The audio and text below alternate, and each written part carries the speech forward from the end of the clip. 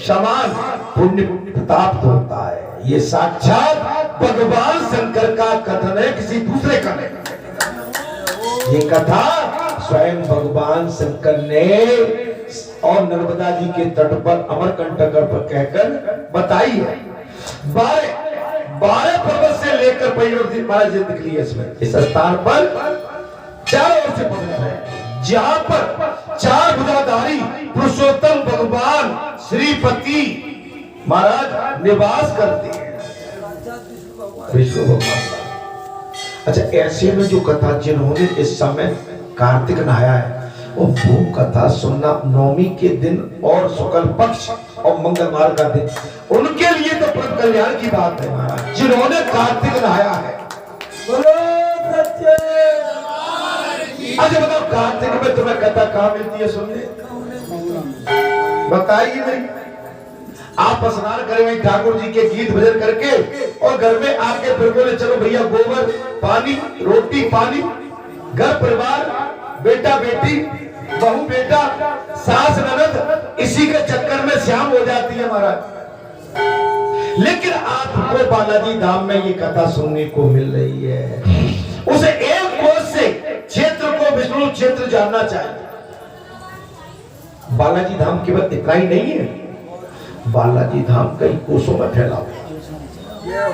यहाँ पर आप देखेंगे उन्नति हो रही है।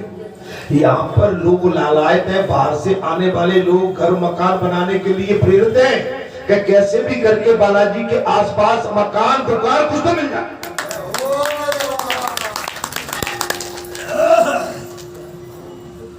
बाहर से आके भिंड, मुरैना, इटावा, कानपुर, विभिन्न स्थानों से लोग बालाजी धाम ग्राम बरेटा के आसपास कह रहे कि मकान बर्बाद हो रही करवा, क्योंकि ये तीर्थ हो चुका है, ये बड़ा तीर्थ हो चुका है।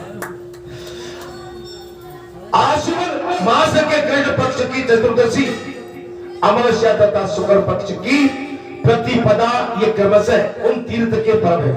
चतुर्दशी को 4 का योग होने पर, अर्थात मास पक्ष तिथि और विष्णु क्षेत्र का संयोग होने पर वह अमृत की धारा बहती है। ये भी अमृत की धारा, ये कथा ही अमृत है। हम तीर्थों की जो गाथा गा रहे हैं ना, तो आपको कलयुग में यहाँ भी सारे तीर्थ हैं। जहाँ हनुमान जी है वहाँ अष्टसिद्धि, नौनिधि और संपूर्ण तीर्थ आ जाते हैं। जहाँ तीर्थों की महिमा गाई जाती है वहाँ तीर्थ चल के आ गए और बालाजी धाम में बैठे हुए वो आप सबको हमको आशीर्वाद दे रहे हैं। भले ही हम अमरकंटक की बात कर रहे हैं, नर्मदा नदी की, अमरकंटक पार और नर्मदा मैया स्वयं आके आशीर्वाद दे रहे हैं।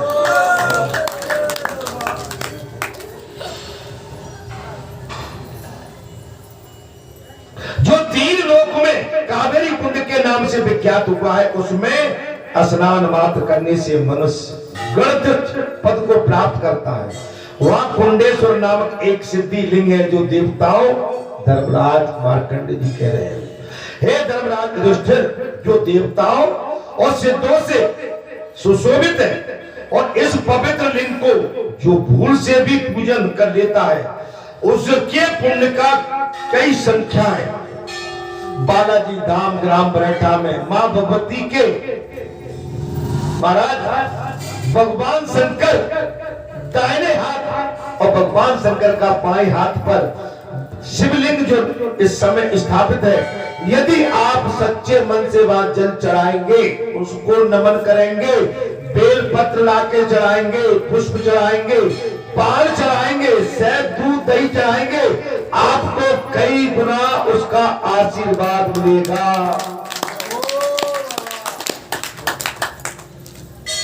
कल मैं देख रहा था, परसों अपने ईश्वर खो के जो भोलेनाथ का मंदिर है वो टीवी पे आ रहा था, ईश्वर खो, ठीक है, 19 जो चैनल है आपका इंडिया 19 चैनल, उस पे आ रहा था। रात में रुकता वहां संत बताए थे, वहां बेलपत्र बताए थे महाराज। एक बेलपत्र तो बताया था 21, उसमें 21 वो पत्र, 21 पत्ती का बेलपत्र। आपने 3 का 5 का तो देखा होगा, लेकिन 21 का नहीं देखा था। मैं उसमें टीवी में देख रहा था 21 बेलपत्र का। बोले कौन आते हैं, कौन आते हैं, कौन आते हैं? महात्मा आते हैं। किसी ने बताया कि विभीषण जी आए चलाने के। अच्छा, उसमें उन्होंने रात को टीवी को लगा दिया था कैमरा, बहुत बड़ा सर्प मारा जी। हाँ।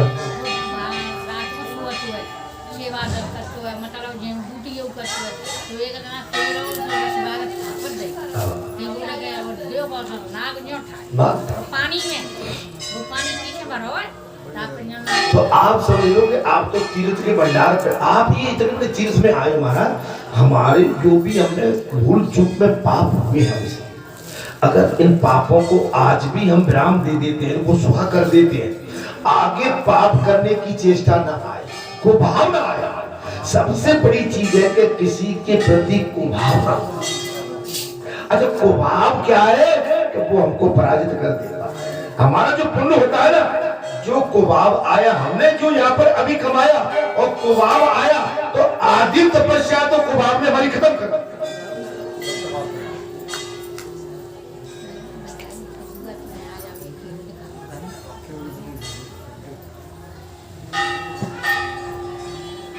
अमरकंटक दोनों ही परम पवित्र हैं महाराज। मैं कहीं इधर चल रहा था, आया कहीं था। अमावस्या शुक्ल पक्ष से ये भी सब हो चुका है। जो तीनों लोकों में कावेरी कुंड के नाम से विख्यात है, उसमें स्नान मात्र करने से मनुष्य मुक्त हो जाता है। वह कुंडेश्वर नामक का एक शिवलिंग, जो देवता और सिद्धों से सुशोभित है, पवित्र लिंग, जो भूल से भी पूजन कर लेता है, उसके पुण्य की कई गुणी संख्या बढ़ जाती है। स्वयं प्रकट हुए भगवान शंभु लिंग है वहां पर, स्वयं प्रकट हुए, वे स्वर्ग और मोक्ष देने वाले हैं। तो बालाजी धाम में भी बालाजी स्वयं प्रकट है यहाँ पर। इससे बढ़िया तीर्थ देखिए, बालाजी धाम की मैं बताऊं कि और संत महात्मा मूर्ति की प्राण प्रतिष्ठा करते हैं और आश्रमों में प्रतिष्ठा की जाती है, चाहे राम दरबार की, कृष्ण दरबार की, गणेश पंच, शिव पंचायत की, अन्य देवता जो भी है, दुर्गा माँ की। लेकिन यहाँ बालाजी प्रकट हुए, यहाँ आप भूल में मत रहे ना, यहाँ बालाजी प्रकट हुए। और प्रकट होने के बाद जो स्थान ग्रहण किया है, जो स्थान स्वयं का है, ये किसी मनुष्य के द्वारा निर्मित किया हुआ स्थान नहीं है। ये स्वयं अर्थ सिद्धि नो निधि, जिनको वरदान है हनुमान जी को, उनके द्वारा निर्मित किया हुआ स्थान। और ऐसे तीर्थ में आकर आप समझ लो साक्षात बैठे। अयोध्या का मंदिर जिसमें रामलला का अवतार हुआ था, आज 600 वर्ष बाद बनकर तैयार हो रहा है। 22 जनवरी 2024 को प्राण प्रतिष्ठा होने जा रही है। बताइए, आज भी तीर्थ है। आज अपन अयोध्या में जाते हैं, जब बताते हैं कि राजा दशरथ का महल है, कैकेयी का महल है, कौशल्या का है, शत्रुघ्न का, सुमित्रा, अपने को बड़ा उतार, अरे वाह इनके ये महल है, इनमें अच्छा। कमरों में आप अयोध्या गए होंगे, आप महल में जब प्रवेश करती है, हमारी महारानी इनमें रही होगी, हमारे प्रभु इसमें उठवा खेले होंगे। कितना सुंदर आंगन है, कितना सुंदर आंगन है अयोध्या में। आप गए होंगे अयोध्या, कौन कौन नहीं गए अभी तक? नहीं गए, कौन कौन नहीं है? नहीं गए? अरे भाई फिर तो कुछ नहीं, वृंदावन में देखिए, बरसात में देखिए। अरे अभी नहीं गए तो रामलला विराजमान होने वाले हैं, इसके बाद तो भीड़ बढ़ेगी। जब भीड़ कम हो जाए तब जाके दर्शन करके आओ। वे स्वर्ग और मोक्ष देने वाले, ये बालाजी धाम आपको मोक्ष प्रदान करेगा, ये तीर्थ है। गाथा तीर्थों की हो रही है, ये भी इस समय जागृत तीर्थ है। वो पुरानी बात हो रही है कि उनकी महिमा क्या थी, लेकिन ये तो कलयुग में जागृत तीर्थ है।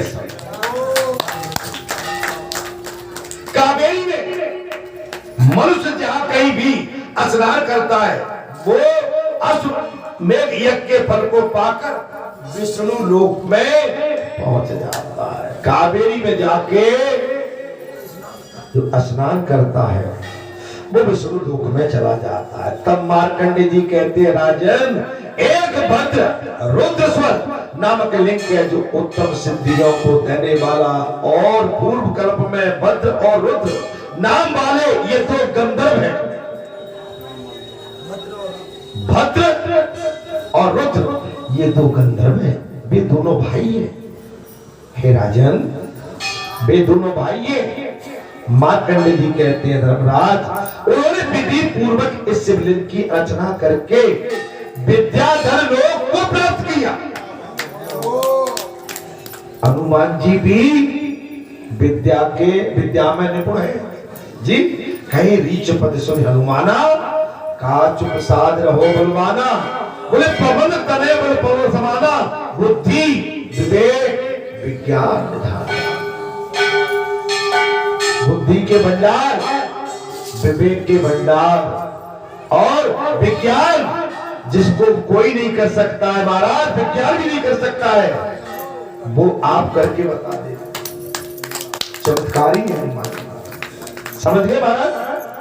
आदि कल्प के चातुर्मंत्र में सतयुग आने पर निमि नाम से प्रसिद्ध एक चक्रवर्ती राजा हुए हैं। धर्मराज, ये मार्कंडे जी सूर्यवंशियों को सूर्यवंशियों की कथा सुना रहे हैं। ध्यान से कथा को सुने। बोले आदि कल्प के चातुर्मंत्र में सतयुग आने पर निमि नाम से एक चक्रवर्ती राजा हुए हैं। हे राजन, वे ब्राह्मण के क्रोध से पक्षी योनि में पड़ गए। कथा को ध्यान से सुना। ब्राह्मणों के क्रोध से बोले पंछी योनि में पड़ गए। उन्होंने सोमवती अमावस्या में या स्नान करके इस तीर्थ के माध्यम से पंछी योनि त्याग कर स्वर्गलोक को प्राप्त किया। तो की गति हो जाती है महाराज। उसमें तो एक मैंने आपको दृष्टांत दिया था। एक सरोवर था, एक राजा था, उसके 7 बेटियां थी। तो राजा ने बारी बारी से पूछा था कि भाई आप किसका दिया हुआ खाती हैं? तो सब बताती चली गई। बोले पिताजी आपका। जब छोटी बेटी का नंबर आया, उसने कहा पिताजी मैं भगवान का दिया हुआ खाता। राजा को इसमें बड़ा बुरा लग गया कि मेरी 6 बेटी तो मेरी बात कह गई, ये छोटी बेटी बहुत अभिमानी है, ये कहती है मैं तो भगवान का दिया। तो उस राजा ने अपनी सारी बेटियों की शादी, 6 बेटी बड़ी थी, उनकी शादी बड़ी धूमधाम से अच्छे राजघराने में की, अच्छे राजघराने में। और जो सबसे छोटी बेटी थी उसके लिए अपाहिज, अपंग, लाचार, बेबस दूल्हा ढूंढा। क्या किया हमारा? अपाहिज, बेबस ढूंढ लिया। बेटी ने वो भी स्वीकार कर लिया और सबको धन दान सब दिया। और राजा ने बेटी की विदा ऐसे ही कर दी। वो अपने अपंग पति को एक टोकरी में रख के अपने सर पे रख के और अपने पिता के घर से विदाई लेके चलती गई, चलती गई, चलती गई, देश विदेश, नदी नाले, पर्वत पहुंचती गई, रुकती बुकती। वो एक सरोवर के पास पहुंची, थकी हुई थी, प्यास लग रही थी। एक सरोवर के किनारे वृक्ष पे और वृक्ष के नीचे अपने पति को रख दिया। जल लेने के लिए गई, कुछ पात्र लेके कि मैं तुमको भी पानी लाती हूं, मैं भी पानी। महाराज अब देखिए वो पानी लेने गई तो वो अपंग जो उसका पति था बेटी का, वो क्या देख रहा है कि उसमें समुद्र में, सरोवर में काले कौवे आते हैं। कैसे आते हैं? और काले कौवे डुबकी लगाती है उसमें, वो बगला बन के सफेद निकलती।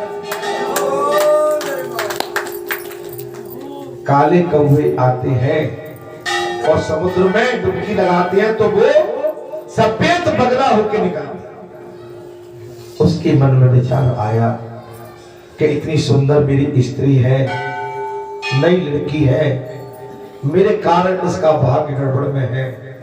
मैं भी एक काम करता हूं, मैं यहां से लुढ़कता फुढ़कता हुआ सरोवर में जाता हूं। जैसे काले कौवे पीले कौवे हो रहे हैं, या तो मैं ठीक हो जाऊंगा या इस सरोवर में अपनी जान गंवा देता हूं। वो जल लेने के लिए पीठ फेरती है, वो भी पीछे दाएं बाएं होके मार्ग बदल के जाता है लुढ़कता फुढ़कता, और वो भी सरोवर में जाके डुबकी लगा देता है।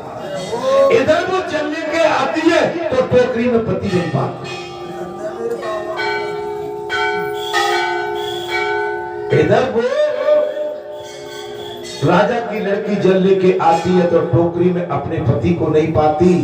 वो बेहाल होती है, चिल्लाती है, मैं भाग्य फूटी, कर्म फूटी, जैसा भी था मेरा लगड़ा लूड़ा ठीक मेरा पति था, मैं उसके सहारे अपने जीवन को यापन कर लेती, निकाल देती। हाय राम, मेरा भाग्य बड़ा खोटा है। अब क्या देखती है, उधर से उसने जल में जैसे छलांग लगाई, महाराज उसकी अकड़न जकड़न जो थी, अपंगपना पूरा खत्म हो गया। और सुंदरता भव्य एक राजकुमार की तरह चमकता हुआ, एक 18-20-22 साल का राजकुमार की तरह, और बिल्कुल चल आ रहा था। सुख काया हो गई, जसवंत काया हो गई। जब वो आया तो पहले तो अचंभित हुई, तुम कौन हो क्या? अरे भाई मैं अमुक हूं, तेरा पति। बोले तुम ऐसे कैसे? बोले मैं ऐसे ऐसे ऐसे ऐसे। तुम जल लेने गई थी, मैंने उसमें देखा कि काले कौवे आके उसमें डुबकी लगाते थे, काले कौवे सफेद होके निकलते थे। मैंने सोचा मैं तुम पर भार बना हुआ हूं, या तो अपने प्राण त्याग दूंगा या इस सरोवर की पवित्र महिमा होगी तो मेरी कंचन काया हो जाएगी।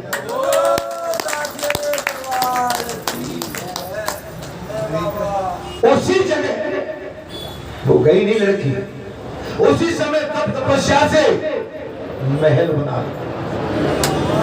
योग विद्या से महल बन गया। एक दिन वही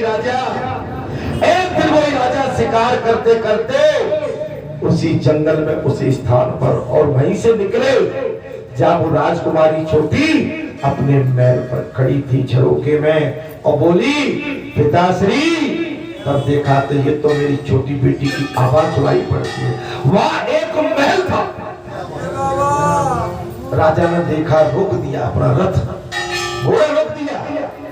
बेटी, हाँ पिता, तुमने तो करनी में कसर नहीं छोड़ी, लेकिन जिस भगवान को मैंने अपना माना था उस भगवान ने मुझे सुंदर पति भी दे दिया और सुंदर महल भी दे दिया।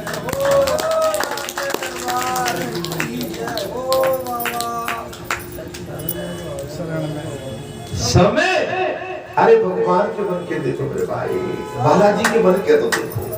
बालाजी से तुम द्वेष करके और बालाजी पर तुम जिस तरह का वातावरण पैदा करते हो ना, उससे तुम्हें लाभ नहीं मिलने वाला। तुम परास्त हो रहे हो, तुम दिनों दिन थकते चले जा रहे हो। तेज आ जाएगा, तपस्या तेज। बालाजी तुम्हारे विघ्न को काट देंगे, तुम में अपनी शक्ति भर देंगे, ऊर्जा भर देंगे, तुम धर्म के प्रेमी कहलाओगे।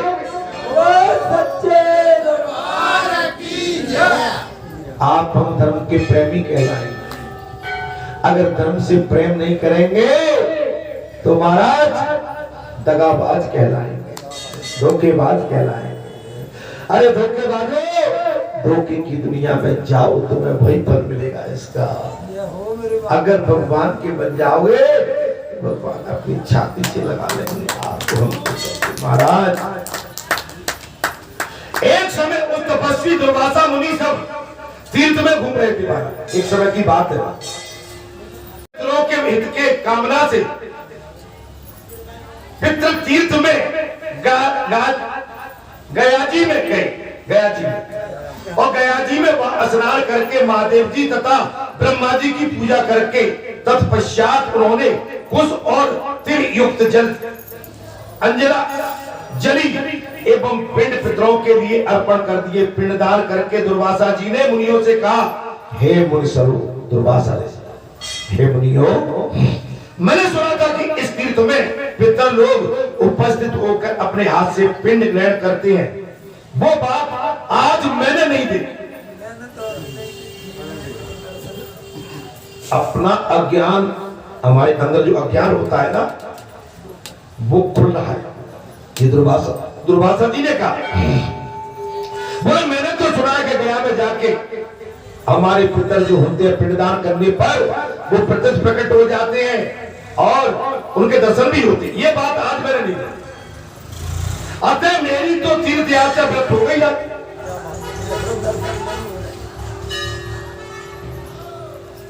मेरी तीर्थ यात्रा, हम बालाजी धाम ग्राम बैठा में तो आए थे गोवर्धन पूजा करने के लिए, लेकिन आज पता नहीं क्या था, बालाजी के दर्शन नहीं हुए या संतों के महात्माओं के दर्शन नहीं हुए, या आज मेला में उतना उतावलापन और उतना भरकंप मेला नहीं था, ये कहते हैं ना।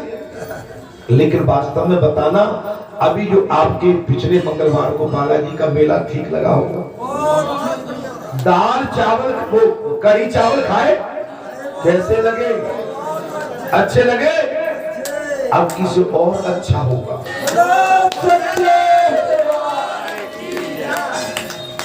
बालाजी और कुछ अच्छा लाएंगे अब किसी तुम्हारे लिए। अब बताइए, बालाजी ऐसे कि भैया मेरे दर्शन भी कर लो, मेरी अर्चना पूजा भी कर लो, तुम आयो तो मुझसे आशीर्वाद भी ले लो, और तुम मेरे लिए व्रत करके आयो तो खाली पेट नहीं, प्रसाद भी ले लो और जल भी पी लो।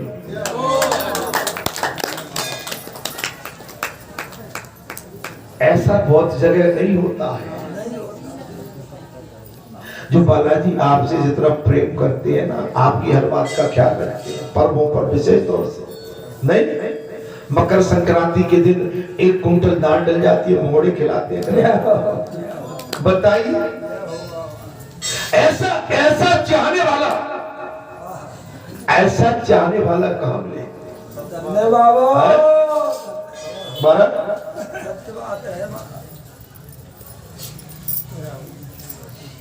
तब बात बोली महाराज, तब मुनि बोले, अमावस्या को ये दिया हुआ पिंडदान पितर लोग अपने हाथ में लेते हैं। क्या बोले महाराज? अमावस्या। अतः आप अमावस्या की प्रतीक्षा कीजिए। तब दुर्वासा जी ने कहा, अब न तो मैं यह पिंडदान दूंगा और स्नान एवं दान करूंगा। अच्छा, दुर्वासा तो वैसे भी क्रोधी है। बोले संतो, मैं अब अमावस्या का भी प्रतीक्षा नहीं करूंगा।